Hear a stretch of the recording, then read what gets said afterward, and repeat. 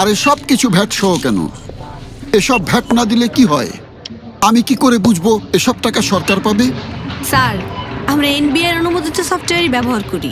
আপনি চালান পাবেন, আপনার টাকা সরকারই পাবে। আরে ধুর, আমি একা ভ্যাট না দিলে কি হবে? জি ভাই, আপনি একা ভ্যাট না দিলে কিছুই হবে না। ইয়েস, কিছুই হবে না।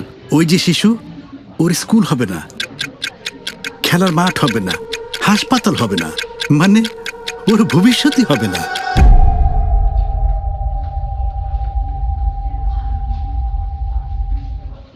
ভাই, জি। আমাদের ধর্মে জাকাত করের বিধান আছে, ভ্যাটও জনগণের হক। একটু ভাবেন। আপা, পুরা ভ্যাট সহ বিলটা রাখেন। জি স্যার। ভ্যাট দেব, চালান নিব, উন্নয়নের অংশ হব।